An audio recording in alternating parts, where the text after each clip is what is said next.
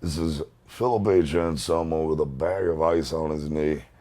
But damn it, don't think you're not watching Loudwire because you are watching Loudwire.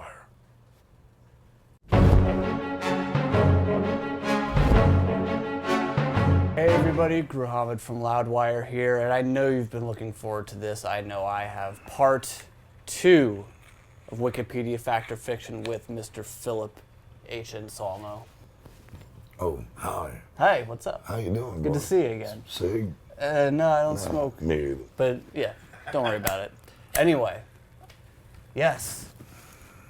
I remember last time you were very happy to correct the things on Wikipedia that were wrong. Man, I can't even fucking look for Danzigs. The Danzigs, plural. Yeah, that's a long. It's plural with a Z though. Long story. But we got more for you. So Lay it on me. all right. It How'd you like says that peak of volume? work on that in post. It says on Wikipedia that you were very quiet and secluded as a child, and you you caught that, and you spent time working on fishing boats as a young man. Well, I did do that. I worked on my stepfather's. It was a shrimping boat, and that was incredible. His first boat was a 90-foot boat with all his awesome cabins, and it's hard work. You work in 3-hour shifts of sleep, wake up, and they dump this huge net filled with all sorts of sea life, dump it all on the goddamn deck, and you pick through it, man, and you fight crabs. And you fight sharks, and you fight. It's like, my God, this is like an inferno of sea life. But not quiet and secluded as a child, you would say. Oh, I was, you know, I was, you know, like the class clown or something like that. You know, Sure.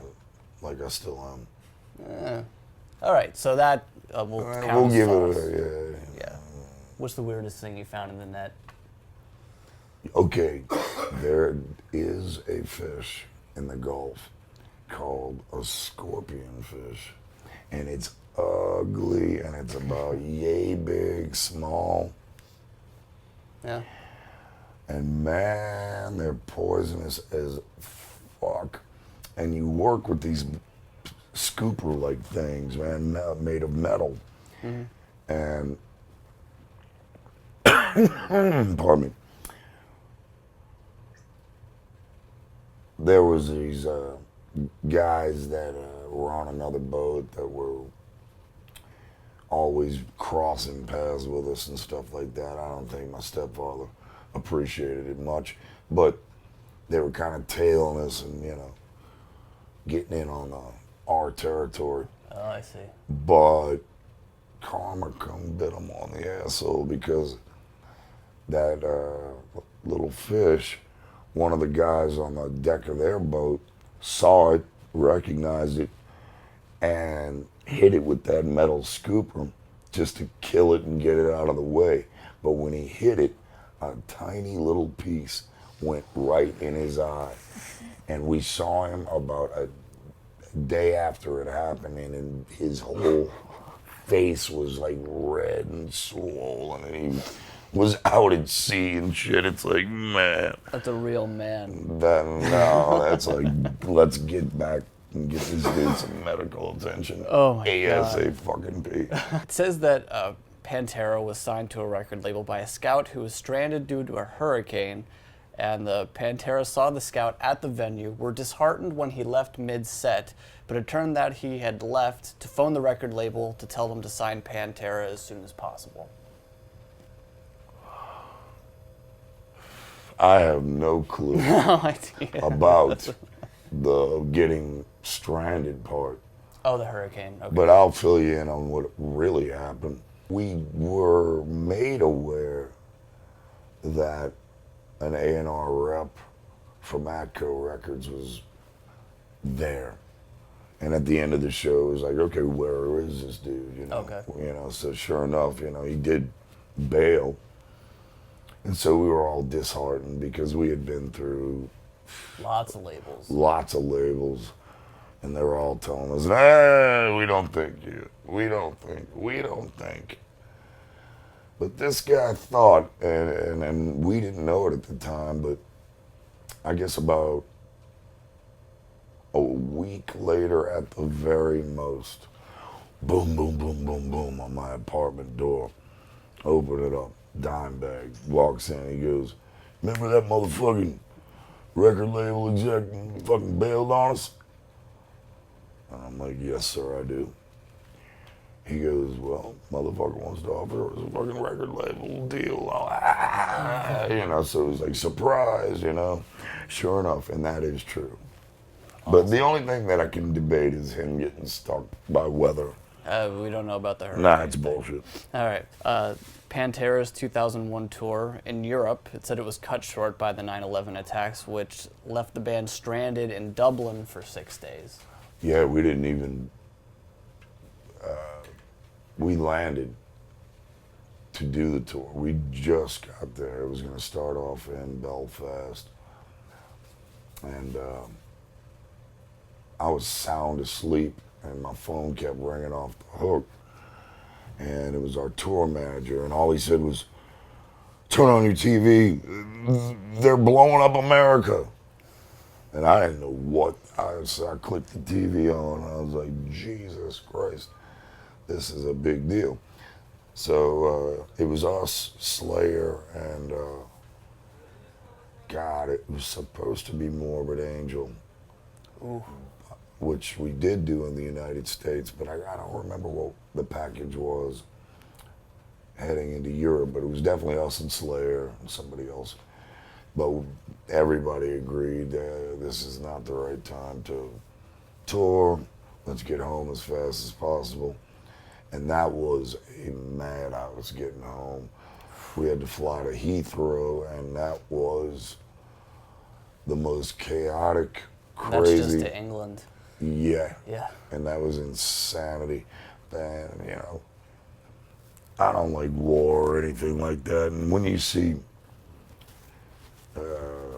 buildings going down in New York City and shit like that, that's when you know it's hitting home. So your anxiety level is like super high. And you hear about hijacked airplanes and stuff, so you're looking at everybody. It's like, man, Oh, boy. if someone stands up and tries anything, it's like everybody launch. Oh, Let's boy. go. Pantera takes down a terrorist. Oh my God, I would have I know you would have. That would have been definitely gone for the old trip hammer, good night dick shot, but you know, whatever. Well, that makes sense because it says that Pantera's last show was in Japan on August 28th, 2001. I think that's true. Okay, Yeah. so that makes sense. The tour wasn't cut short. It never really started. It didn't in happen. Europe. It did not happen. Didn't happen. All right. It says that for the Down 2 record, the band moved into your barn, Nosferatu's lair, and recorded the album 28 days without anyone leaving the house. Truth. Truth. There you go, some truth. Truth. Yeah, that was before. That was when we had modified my barn into at the time, really makeshift studio. And upstairs apartment was empty. So Pepper and Kirk and I don't know, they all lived over there, man. And I was absolutely annihilated during that whole record. I heard some things from Kirk about that time. Yeah, I was fucking a pin cushion, basically. Oh. Sorry. But we got it done in 28 days. And, you know, that record to me, I think, if we would have left off about 4 songs, it would have been a better record. Yeah? Yes. All right. Interesting. You trying to fist fight me about this? You got the edge on me. I can't plant. Do I really have the edge on you? Right now, I You don't can't need even legs. move. You could just stand up and You'd start headbutt hitting me me. into submission, please. I'd probably break your hands with this rock hit of mine. There you go. See? Last one for you. It says that you stopped using hard drugs back in 2005. Truth. Initially, so you could be cleared for surgery on your back. Yeah. That's true. Doctor would not come near me while I was still on methadone. He's like, nope. And that made me go bananas in an effort to come off of that drug. Coming off of methadone is like falling from a 50-story building every 5 minutes, and every other minute in between, you're being pushed to the edge. The anxiety level is through the roof, and on top of that, while I was going through detox, Hurricane Katrina had wiped out New Orleans, so I was in Houston, Texas, Katy, Texas, and it took us 3 months to get back home, and by the time Oh my God. I got back home, I was this close, and then I finally looked at this piece of fucking shit in my hand, this little tiny chip of medicine, methadone. It's garbage. It's soul-stealing garbage. And I said, is this really gonna control my life anymore? And I just threw it away, walked away, and I said, fuck it. Bring on the sickness, bring on the whatever. But I had defeated it, really. What I did was take my fingernail shaver, and I would shave down a little piece, a little more daily, till it was nothing. But So you weaned yourself off. I weaned myself off, yes. But I will say, the residue that methadone leaves behind, I didn't feel right probably for a year after that. You know, it's so miserable. And so, I guess, chemical altering, you know, it's the worst. It's the worst drug in the fucking world, right next to heroin, which I've always defined as a definable evil, which it really is. I found it interesting with that fact that something originally started taking hard drugs to help your back pain. Your back pain sort of helped you get off drugs in the end because of that surgery. It is sort of like that, but you got to understand, I was a young man, and when painkillers came into my life, I made every rookie mistake in the world, like most motherfuckers do.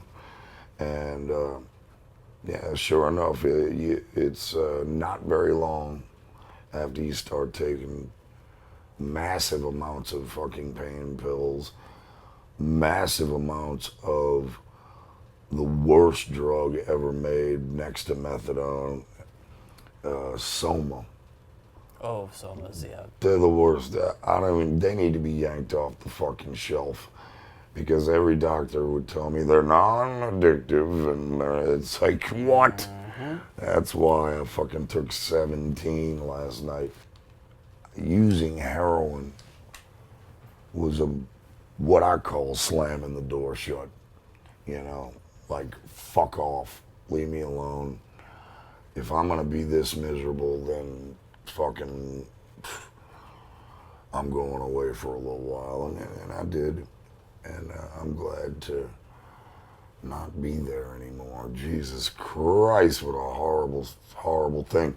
But to beat it and come out of it, I guess I wouldn't.